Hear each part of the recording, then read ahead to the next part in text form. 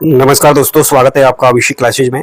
आज की वीडियो में हम बात करने वाले हैं इंडिया पोस्ट जीडीएस शेड्यूल 2 जुलाई 2024 की नई भर्ती के ऑफिशियली नोटिफिकेशन के बारे में। तो मैं आपको पूरी जानकारी दे रहा हूं, एक एक करके आसान भाषा में बताऊंगा, इसलिए वीडियो को पूरा जरूर देखें। तो सबसे पहले पेज नंबर फर्स्ट पर डिपार्टमेंट ऑफ पोस्ट की तरफ से जारी लेटर दिया गया है। इसका नोटिफिकेशन नंबर आप लोग देख सकते हो। यहाँ पर 17/12/2024 जीडीएस है और इसकी तारीख 20 अगस्त 2026 है।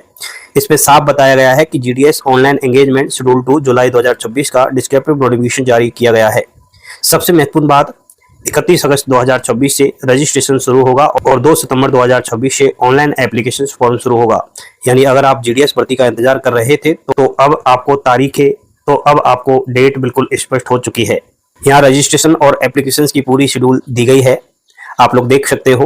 पहली तारीख 31 अगस्त 2026 से 19 सितंबर 2026 तक ऑनलाइन वन टाइम रजिस्ट्रेशन किया जा सकेगा। इसके बाद 2 सितंबर 2026 से 21 सितंबर 2026 तक ऑनलाइन एप्लीकेशन फॉर्म और फी पेमेंट किया जा सकेगा। और अगर फॉर्म भरने के बाद कोई गलती हो जाती है तो करेक्शन का मौका भी दिया गया है। 23 सितंबर से 24 सितंबर 2024 तक रजिस्ट्रेशन एप्लीकेशन फॉर्म में करेक्शन किया जा सकेगा। ध्यान रखिए, समय सीमा शाम 5 बजे तक बताई गई है। एक और जरूरी बात, एक उम्मीदवार केवल एक ही रजिस्ट्रेशन कर सकता है। अगर किसी उम्मीदवार ने मल्टीपल या डुप्लीकेट रजिस्ट्रेशन एप्लीकेशन किया तो उसकी उम्मीदवारी रद्द की जा सकती है। अब पेज 3 में जीडीएस की सर्विस कंडीशंस बताई गई है। सबसे पहले एक बहुत जरूरी बात, जीडीएस को सेंट्रल गवर्नमेंट का रेगुलर एम्प्लॉय नहीं माना जाता। इनकी सर्विस कंडीशंस अलग जीडीएस रूल्स के अनुसार होती है। जीडीएस की नौकरी मुख्य रूप से ग्रामीण क्षेत्रों में होती है। काम की अवधि सामान्यतः कम से कम 4 घंटे और अधिकतम 5 घंटे प्रतिदिन बताई गई है। और जीडीएस को 65 वर्ष की उम्र के बाद सेवक के रूप में नहीं रखा जा सकता। अब एक और महत्वपूर्ण बात बीपीएम वालों के लिए, अगर आप सिलेक्शन बीपीएम यानी ब्रांच पोस्ट मास्टर के पद पर होता है तो आपको ब्रांच पोस्ट ऑफिस चलाने के लिए एकोमोडेशन की व्यवस्था अपने खर्च पर करनी होगी। इसलिए बीपीएम का फॉर्म भरने से पहले इस बात को जरूर समझ ले। अब पेज नंबर 4 बहुत महत्वपूर्ण है क्योंकि इसमें अलग अलग पोस्ट का जॉब प्रोफाइल बताया गया है। सबसे पहले बीपीएम यानी ब्रांच पोस्ट मास्टर को आप लोग यहाँ पर देख सकते हो। ब्रांच पोस्ट मास्टर की रोजमर्रा की पोस्टल ऑपरेशंस को संभालना, इंडिया पोस्ट पेमेंट बैंक यानी आईपीपी से जुड़े काम करना और डिपार्टमेंट की सेवाओं का संचालन करना। इसके अलावा मार्केटिंग और डिपार्टमेंट के प्रोडक्ट्स एवं सर्विस का प्रमोशन भी करना होता है। अब बात करते हैं एबीपीएम यानी असिस्टेंट ब्रांच पोस्ट मास्टर की। एबीपीएम का काम स्टाम्प्स और स्टेशनरी की बिक्री, मेल की डिलीवरी, मेल एक्सचेंज और आईपीपी से जुड़े डिपॉजिट और पेमेंट्स जैसे काम करना है। एबीपीएम बीपीएम की सहायता भी करता है और जरूरत पड़ने पर बीपीएम की कुछ जिम्मेदारियां भी निभानी पड़ सकती है। और तीसरा पद है डाक सेवक। डाक सेवक का काम post office, sorting office, mail office और डिलीवरी सेंटर आदि जगह पर हो सकता है। इसमें मेल बैग और पार्सल से जुड़े काम, डिलीवरी और अन्य विभागीय कार्य शामिल हो सकते हैं। एक और महत्वपूर्ण बात, एबीपीएम और डाक सेवक को अपने संबंधित पोस्ट ऑफिस की डिलीवरी में रहने की आवश्यकता बताई गई है। दोस्तों, अगर आपके 10वीं में 40%, 50%, 60%, 70% या 80% नंबर है और आप इस बार इंडिया पोस्ट जीडीएस जुलाई 2026 भर्ती में फॉर्म भरने की सोच रहे हैं तो वीडियो को बिल्कुल भी स्किप मत करना, क्योंकि आज मैं आपको सिर्फ जीडीएस भर्ती की सामान्य जानकारी नहीं देने वाला हूं। आज मैं आपको बताने वाला हूं कि कम परसेंटेज वाले विद्यार्थी क्या रणनीति अपनाएं, ज्यादा प्रतिशत वालों को कौन से विकल्प देखने चाहिए और फॉर्म भरते समय कौन सी गलती बिल्कुल नहीं करनी है। और इसी पूरी जानकारी को हमने अभिषेक क्लासेस की 63 पेज की एक स्पेशल जीडीएस गाइड ई बुक में तैयार किया है। अब सबसे बड़ा सवाल, क्या सिर्फ 80% वालों का ही जीडीएस में सिलेक्शन होता है? क्या 60% या 50% वाले विद्यार्थी भी सही जगह आवेदन करके सिलेक्शन की संभावना बढ़ा सकते हैं? और अगर आपके नंबर कम है तो आपको किस स्टेट, सर्किल या पोस्ट की तरफ ध्यान देना चाहिए? यही वो बातें हैं जो ज्यादातर विद्यार्थी सिर्फ YouTube की अलग अलग वीडियो देख करके समझ नहीं पाते, क्योंकि जीडीएस में सिलेक्शन का सबसे महत्वपूर्ण आधार 10वीं के अंकों से बनी मेरिट है। पिछले जीडीएस परिणामों को देखकर सही रणनीति बनाना बहुत जरूरी है। इसलिए अभिषेक क्लासेस की तरफ से तैयार की गई 63 पेज की कंप्लीट जीडीएस सिलेक्शन गाइड, इसमें हमने सिर्फ बातें नहीं लिखी है बल्कि पिछली जीडीएस भर्तियों की मेरिट को ध्यान में रखते हुए इस बार की भर्ती के लिए एक प्रैक्टिकल स्टेट ऐसी तैयार की है, यानी आपका परसेंटेज चाहे कम हो या ज्यादा, आपको यह समझने में मदद मिलेगी कि फॉर्म बनने से पहले किन बातों को जरूर देखना है। इस 63 पेज की गाइड में आपको मिलेगा, पहला, जीडीएस में मेरिट किस आधार पर बनती है और सिलेक्शन को समझने का सही तरीका क्या है। दूसरा, पिछली भर्तियों की मेरिट को देखकर अपनी परसेंटेज के हिसाब से सही फार्मूला कैसे अपनाया जाए। तीसरा, अगर आपके 40%, 50%, 60%, 70% या 80% नंबर है तो आपको किस तरह के विकल्पों पर ध्यान देना चाहिए। चौथा, स्टेट यानी सर्किल और पोस्ट प्रेफरेंस को लेकर किन बातों का ध्यान रखना है। पांचवा, इस बार आई हुई जीडीएस शेड्यूल 2 जुलाई 2026 का फॉर्म भरते समय कौन कौन सी महत्वपूर्ण बातें ध्यान रखनी है। और सबसे जरूरी, सिर्फ ज्यादा नंबर देखकर कहीं भी फॉर्म भर देना सही प्लानिंग नहीं है। आपको अपनी परसेंटेज, कैटेगरी, उपलब्ध वैकेंसीज और पिछले सिलेक्शन ट्रेंड्स को समझकर फैसला लेना चाहिए। देखिए दोस्तों, बहुत से विद्यार्थी एक ही गलती करते हैं, नोटिफिकेशन आता है, वे जल्दी जल्दी फॉर्म भर देते हैं और बाद में जब मेरिट आती है तो पता चलता है कि काश मैंने फॉर्म भरने से पहले सही जानकारी देख ली होती। हम नहीं चाहते कि आपके साथ ऐसा हो, इसलिए हमने इस गाइड को बिल्कुल स्टूडेंट्स फ्रेंडली तरीके से तैयार किया है ताकि आपको अलग अलग जगह जाकर घंटों जानकारी इकट्ठी न करनी पड़े। और एक बात बिल्कुल साफ समझ लीजिए, यह गाइड आपको सिलेक्शन की गारंटी नहीं देती, क्योंकि जीडीएस में फाइनल सिलेक्शन आपकी एलिजिबिलिटी, मेरिट, कैटेगरी, उपलब्ध वैकेंसी और डिपार्टमेंट की प्रक्रिया पर निर्भर करता है। लेकिन हमारा उद्देश्य है कि आप बिना सोचे समझे फॉर्म भरने की बजाय उपलब्ध जानकारी और पिछले ट्रेंड्स को समझकर बेहतर डिस्कशन ले सके। अगर आप चाहते हैं कि अपनी परसेंटेज के हिसाब से जीडीएस में किस तरह की रणनीति अपनानी है, कौन कौन सी चीजें फॉर्म भरने से पहले चेक करनी है, और इस 63 पेज की जीडीएस सिलेक्शन गाइड को अपने मोबाइल में लेना चाहते हैं, तो आपको बस एक छोटा सा काम करना है। अभी व्हाट्सएप पर अभिषेक क्लासेस को मैसेज कीजिए, व्हाट्सएप पर सिर्फ लिखिए जीडीएस ई बुक, बस इतना मैसेज भेजना है। आपको ई बुक लेने की पूरी जानकारी व्हाट्सएप पर बता दी जाएगी। व्हाट्सएप नंबर वीडियो के डिस्क्रिप्शन में दिया गया है, वहां आप लोग जाकर के जरूर देखिए। और ध्यान रखिए, जीडीएस का फॉर्म बनना आसान है, लेकिन सही प्लानिंग के साथ फॉर्म बनना ज्यादा जरूरी है। अगर आप इस बार जीडीएस को लेकर सीरियस है तो फॉर्म बनने से पहले इस 63 पेज की जीडीएस सिलेक्शन गाइड को जरूर देखिए, क्योंकि एक छोटी सी जानकारी आपको गलत जगह फॉर्म बनने से बचा सकती है। तो अभी वीडियो को लाइक कीजिए, अपने उन दोस्तों को शेयर कीजिए जिसके नंबर जीडीएस के लिए अच्छे हैं या जो जीडीएस के फॉर्म बनने की तैयारी में लगा हुआ है, और व्हाट्सएप पर मैसेज कीजिए जीडीएस ई बुक अभिषेक क्लासेस, जीडीएस से जुड़ी जानकारी आसान भाषा में समझिए। धन्यवाद दोस्तों। यहां पर पेज नंबर 5 नोटिफिकेशन में जीडीएस के लिए टीआरसीए स्लिप दिया गया है, और अभी मैं आपको टीआरसीए स्लिप बता रहा हूं, आप लोग देख सकते हो। बीपीएम के लिए 12,000 से 29,380 तक, और एबीपीएम डाक सेवक के लिए 10,000 से 24,470 तक। अब यहाँ कुछ राज्यों के लिए विशेष स्थानीय भाषा के नियम भी दिए गए हैं। अरुणाचल प्रदेश में जीडीएस के लिए आवेदन करने वाले अभ्यर्थी को अंग्रेजी या हिंदी के साथ साथ सरकार द्वारा निर्धारित जनजातीय स्थानीय भाषाओं में से किसी एक भाषा का ज्ञान होना जरूरी है। यदि वह भाषा 10वीं तक स्कूल में नहीं पढ़ी गई है तो उसकी जानकारी संबंधित प्रमाण पत्र के माध्यम से सत्यापित की जा सकती है। गोवा के लिए कोंकणी या मराठी भाषा का नियम दिया गया है। यदि किसी अभ्यर्थी ने मराठी पढ़ी है लेकिन कोंकणी 10वीं तक नहीं पढ़ी है तो कोंकणी भाषा की जानकारी संबंधित प्रमाण पत्र के आधार पर सत्यापित की जा सकती है। सिक्किम में अंग्रेजी के साथ निर्धारित स्थानीय भाषाओं में से किसी एक भाषा का ज्ञान आवश्यक है। यदि अभ्यर्थी ने संबंधित भाषा 10वीं तक नहीं पढ़ी है तो निर्धारित प्राधिकारी द्वारा जारी भाषा दक्षता प्रमाण पत्र के आधार पर इसकी पुष्टि की जा सकती है। वही बात नागालैंड के लिए भी की गई है। तो इसके बाद अधिसूचना में कुछ अन्य योजनाएं भी बताई गई है। अभ्यर्थी को कंप्यूटर का ज्ञान, साइकिल चलाने का ज्ञान, पर्याप्त साधन होने चाहिए, ये सब इन्होंने बता रखा है। थोड़ा आप लोग देख सकते हो, लैंग्वेज वगैरह भी दे सकते हो। अनुसूचित जाति, अनुसूचित जनजाति और पिछड़ा वर्ग, आर्थिक रूप से कमजोर वर्ग और दिव्यांग श्रेणी के अभ्यर्थी को निर्धारित नियमों के अनुसार आरक्षण का लाभ दिया जाएगा। आरक्षण का लाभ लेने वाले अभ्यर्थियों के पास निर्धारित प्रारूप में वैध प्रमाण पत्र होना जरूरी है। यदि दस्तावेज सत्यापन के समय अभ्यर्थी निर्धारित प्रमाण पत्र प्रस्तुत नहीं करता है तो उसकी जो अभ्यर्थियां है वो रद्द की जा सकती है। यदि किसी अभ्यर्थी के पास उस समय केवल अस्थायी प्रमाण पत्र है तो विभाग द्वारा निर्धारित समय के अंदर मूल और वैध प्रमाण पत्र प्रस्तुत करना होगा। दिव्यांग अभ्यर्थियों के लिए निर्धारित श्रेणियों के अनुसार आरक्षण का प्रावधान बताया गया है। और सबसे महत्वपूर्ण बात आती है आवेदन प्रक्रिया और चयन की। जीडीएस के लिए आवेदन केवल ऑनलाइन माध्यम से किया जाएगा, किसी अन्य साधन से नहीं किया जाएगा। आवेदन करते समय अब किसी अन्य माध्यम से भेजे गए आवेदन स्वीकार नहीं किए जाएंगे। आवेदन करते समय अभ्यर्थी को अपनी सभी जानकारी बहुत सावधानी से भरनी होगी। अब बात करते हैं चयन की, तो जीडीएस में चयन के लिए कोई लिखित परीक्षा नहीं होगी। अभ्यर्थी को 10वीं कक्षा में प्राप्त अंकों के आधार पर मेरिट सूची के माध्यम से शॉर्टलिस्ट किया जाएगा। यदि अंक तालिका में विषयवार अंक दिए गए हैं तो उन्हीं अंकों के आधार पर मेरिट तैयार की जाएगी। ठीक है। इसके अलावा टीआरसीए में नियमों के अनुसार 3% की एनुअल इंक्रीज का प्रावधान भी बताया गया है। अब बात करते हैं एज लिमिट की। जीडीएस की सभी पोस्ट के लिए मिनिमम 18 वर्ष और मैक्सिमम 40 वर्ष एज की गणना एप्लीकेशन की लास्ट डेट के आधार पर की जाएगी। कुछ कैटेगरीज को अपर एज लिमिट में रिलैक्सेशन भी मिलेगा। SC ST को 5 साल, OBC को 3 साल, PWBD को 10 वर्ष की छूट है।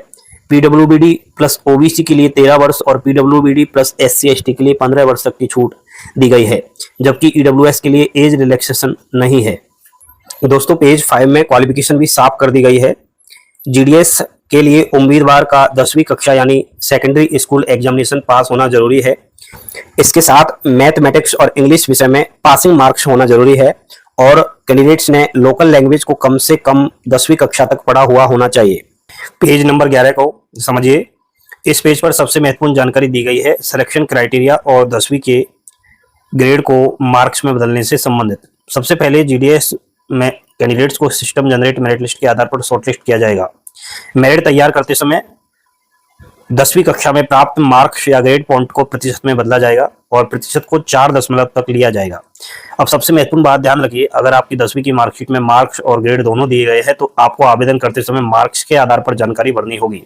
अगर किसी उम्मीदवार ने मार्क्स उपलब्ध होने के बावजूद ग्रेड पॉइंट डाल दिए तो उसका आवेदन रद्द कर दिया जा सकता है। अब बात करते हैं उन उम्मीदवारों की जिनकी मार्कशीट में केवल ग्रेड दिए गए हैं। ऐसे मामलों में ग्रेड पॉइंट को 9.5 से मल्टीप्लाई करके मार्क्स निकाले जाएंगे। जैसे A1 ग्रेड के 10 पॉइंट्स है तो 10 इंटू 9.5 यानी 95 मार्क्स हो चुके हैं। A2 के 9 पॉइंट्स है तो 85.5 मार्क्स, V1 के 8 पॉइंट से 76 मार्क्स और B2 के 7 पॉइंट से 66.5 मार्क्स। इसी तरह C1 57, C2 47.5 और डी ग्रेड से 38 मार्क्स बनेंगे। इसलिए जीडीएस का फॉर्म भरते समय अपनी 10वीं की मार्कशीट को देखकर ही सही जानकारी भरे। पेज नंबर 12 को समझिए। इस पेज में 3 महत्वपूर्ण बातें बताई गई है। सीजीपीए से मार्क्स, अलग अलग बोर्ड के नियम और बराबर मार्क्स होने पर मेरिट का क्रम। सबसे पहले अगर आपकी मार्कशीट में सीजीपीए दिया हुआ है तो सीजीपीए को 9.5 से मल्टीप्लाई करके मार्क्स निकाले जाएंगे। अगर सब्जेक्ट्स वाइज मार्क्स और सीजीपीए दोनों उपलब्ध है तो दोनों से प्राप्त मार्क्स में से जो अधिक होगा उसे मेरिट के लिए लिया जाएगा। अब एक जरूरी बात, कैंडिडेट्स को खुद ग्रेड या सीजीपीए को मार्क्स में कन्वर्ट करने की जरूरत नहीं है, यह कन्वर्शन सिस्टम द्वारा किया जाएगा।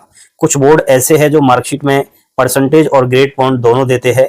ऐसे कैंडिडेट्स को आवेदन करते समय मार्कशीट में दिए गए परसेंटेज ऑफ मार्क्स के अनुसार जानकारी भरनी होगी। अगर परसेंटेज उपलब्ध होने के बावजूद कैंडिडेट्स ग्रेड पॉइंट भर देता है तो उसका आवेदन डिस्क्वालीफाई किया जा सकता है। अब बात करते हैं टी ब्रेकिंग की। अगर 2 उम्मीदवार के मार्क्स समान हो जाते हैं तो मेरिट तय करने के लिए डिपार्टमेंट ने एक प्रायोरिटी ऑर्डर दिया है। सबसे पहले उम्र में अधिक उम्मीदवार यानी ओल्ड इन एज को प्राथमिकता दी जाएगी। इसके बाद कैटेगरी वाइज प्रायोरिटी लागू होगी, यानी जीडीएस में केवल आपकी परसेंटेज ही नहीं बल्कि आपकी डेट ऑफ बर्थ भी महत्वपूर्ण हो सकती है, खासकर जब 2 उम्मीदवार के मार्क्स बराबर हो। तो दोस्तों इस पेज की सबसे बड़ी सीख यही है कि आवेदन करते समय परसेंटेज, ग्रेड और डेट ऑफ बर्थ की जानकारी बिल्कुल सही भरें। Page number 13। इस पेज में सबसे महत्वपूर्ण जानकारी है डॉक्यूमेंट वेरिफिकेशन से संबंधित। अगर आपका नाम जीडीएस की शॉर्टलिस्ट या मेरिट लिस्ट में आता है तो आपको संबंधित डिविजनल हेड और या यूनिट हेड के कार्यालय में जाकर अपने डॉक्यूमेंट्स या फिजिकल वेरिफिकेशन करवाना होगा। शॉर्टलिस्ट उम्मीदवारों को शॉर्टलिस्टिंग की तारीख से 15 दिनों के अंदर निर्धारित अधिकारी के सामने उपस्थित होना होगा। अगर कोई उम्मीदवार इस निर्धारित समय में उपस्थित नहीं होता है तो उसे सिस्टम में नॉन टर्न ऑफ माना जा सकता है और उसकी जो कैंडिडेटरी है वो आगे की प्रक्रिया से बाहर हो सकती है, वो भर्ती से बाहर हो जाएगा। अब सबसे जरूरी बात, डॉक्यूमेंट वेरिफिकेशन के समय कौन कौन से डॉक्यूमेंट्स लेकर के जाने हैं। सबसे पहले 10वीं की मार्कशीट, इसके बाद आइडेंटिटी प्रूफ, कास्ट सर्टिफिकेट, जहां लागू हो PWBD certificate, EWS certificate, transgender certificate और डेट ऑफ बर्थ प्रूफ लेकर जाना होगा। इसके अलावा नोटिफिकेशन में मेडिकल सर्टिफिकेट का भी उल्लेख है जो संबंधित सरकारी अस्पताल, डिस्पेंसरी या गवर्नमेंट प्राइमरी हेल्थ सेंटर आदि के मेडिकल ऑफिसर्स द्वारा जारी किया गया होना चाहिए। कुछ राज्यों में जहां लागू हो स्थानीय या जनजातीय भाषा के ज्ञान से संबंधित सर्टिफिकेट भी मांगा जा सकता है। ध्यान रखिए केवल ओरिजिनल डॉक्यूमेंट्स ही नहीं बल्कि मांगी गई सेल्फ अटेस्टेड फोटोकॉपी भी साथ लेकर जाना होगा। इसलिए अगर आप जीडीएस की मेरिट लिस्ट का इंतजार कर रहे हैं तो डॉक्यूमेंट्स अभी से तैयार करके रखें।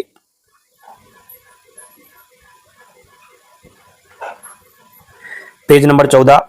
अगर आपका नाम शॉर्ट लिस्टेड कैंडिडेट्स की लिस्ट में आ गया है और आपका डॉक्यूमेंट वेरिफिकेशन सफल हो जाता है तो उसके बाद आगे की प्रक्रिया शुरू होगी। सबसे पहले संबंधित इंडियन अथॉरिटी आपके ओरिजिनल डॉक्यूमेंट्स का फिजिकल वेरिफिकेशन करेगी। अगर आपके डॉक्यूमेंट सही पाए जाते हैं और ओरिजिनल से मैच करते हैं तो आपके लिए ऑफर ऑफ प्रोविजनल एंगेजमेंट जारी किया जाएगा। इसके बाद उम्मीदवार को इस ऑफर की तारीख से निर्धारित 30 दिनों के अंदर प्री एंगेजमेंट फॉर्मेलिटीज पूरी करनी होगी। इन फॉर्मेलिटीज में बेसिक ट्रेनिंग जैसी प्रक्रिया भी शामिल है। नोटिफिकेशन के अनुसार 3 दिनों की हो सकती है। अब ध्यान रखिए, अगर उम्मीदवार निर्धारित 30 दिनों के अंदर जरूरी फॉर्मेलिटीज पूरी नहीं करता या किसी भी कारण से ज्वाइनिंग नहीं करता तो उसकी जो कैंडिडेटसी है वो कैंसिल की जा सकती है और वह पोस्ट अगले कैंडिडेट्स को ऑफर की जा सकती है। इसके बाद एजुकेशन क्वालिफिकेशंस, डिसेबिलिटी सर्टिफिकेट जहां लागू हो और वेरिफिकेशन जैसी जांच भी की जाएगी। इन सभी वेरिफिकेशन रिपोर्ट के सफलतापूर्वक प्राप्त होने के बाद उम्मीदवार की फाइनली ऑर्डर ऑफ एंगेजमेंट जारी की जाएगी। एक और महत्वपूर्ण बात, अगर डॉक्यूमेंट वेरिफिकेशन के दौरान या बाद में यह पता चलता है कि उम्मीदवार ने अपनी पहचान छिपाई, गलत जानकारी दी या जीडीएस एंगेजमेंट प्रोसेस में किसी तरह का अनुचित लाभ लेने की कोशिश की यहाँ पर तो कार्रवाई की जा सकेगी जो है। इसलिए जीडीएस में सिलेक्शन के बाद भी डॉक्यूमेंट और इंफॉर्मेशन बिल्कुल सही होना जरूरी है। पेज 15, अगर किसी उम्मीदवार का नाम शॉर्ट लिस्ट में आता है तो केवल मेरिट लिस्ट में नाम आ जाना ही फाइनल सिलेक्शन की गारंटी नहीं है। कैंडिडेट्स के सभी जरूरी डॉक्यूमेंट्स और एलिजिबिलिटी की जांच की जाएगी। डिपार्टमेंट द्वारा उम्मीदवार की एजुकेशन क्वालिफिकेशन, एज कैटेगरी और अन्य आवश्यक सर्टिफिकेट वेरिफिकेशन किए जा सकते हैं। इसके अलावा कुछ डॉक्यूमेंट्स को डिजी लॉकर, संबंधित एजुकेशन बोर्ड या अन्य ऑफिशियली ऑनलाइन सोर्स के माध्यम से भी वेरीफाई किया जा सकता है। इसलिए उम्मीदवार को सलाह है कि अपनी सभी डॉक्यूमेंट्स पहले से तैयार रखे और जहां जरूरी हो अपने डॉक्यूमेंट्स की ऑनलाइन अवेलेबिलिटी भी चेक कर ले। अगर वेरिफिकेशन के दौरान कोई डॉक्यूमेंट्स गलत पाया जाता है, जानकारी में कोई डिस्पेंसरी मिलती है या कैंडिडेट ने आवेदन में गलत जानकारी दी है तो उसकी जो कैंडिडेट्स भी है वो कैंसिल की जा सकती है। एक और जरूरी बात, अगर कोई कैंडिडेट निर्धारित समय पर डॉक्यूमेंट वेरिफिकेशन के लिए उपस्थित नहीं होता या एंगेजमेंट की जरूरी प्रक्रिया पूरी नहीं करता तो उसकी जगह अगले एलिजिबल कैंडिडेट्स को मौका दिया जा सकता है। इसलिए अगर आपने जीडीएस जुलाई 2024 का फॉर्म भरा है या भरने वाले हो तो अभी से अपनी 10वीं की marksheet, ID proof, category certificate और बाकी जरूरी डॉक्यूमेंट्स तैयार रखें। साथियों, सबसे पहले वेटिंग लिस्ट में सिलेक्शन लेने वाले अभ्यर्थियों को डॉक्यूमेंट वेरिफिकेशन के लिए नियुक्त किया जाएगा और नियुक्ति से पहले की प्रक्रिया पूरी होगी। विभाग के अनुसार आप लोग देख सकते हो 31 दिसंबर 2024 के बाद आगे कोई नई चयन सूची जारी नहीं की जाएगी। हालांकि विभाग आवश्यकता के अनुसार डेट में बदलाव कर सकता है। दूसरी सबसे महत्वपूर्ण बात, चयनित अभ्यर्थियों के कक्षा 10वीं के दस्तावेजों का सत्यापन डिजी लॉकर या संबंधित शिक्षा बोर्ड की आधिकारिक वेबसाइट के माध्यम से किया जा सकता है। अगर अंक या अन्य जानकारी में कोई अंतर पाया जाता है तो अभ्यर्थी रद्द हो सकती है। इसलिए आवेदन करने से पहले अपनी 10वीं की अंक तालिका में सभी जानकारी जरूर चेक कर लेवे।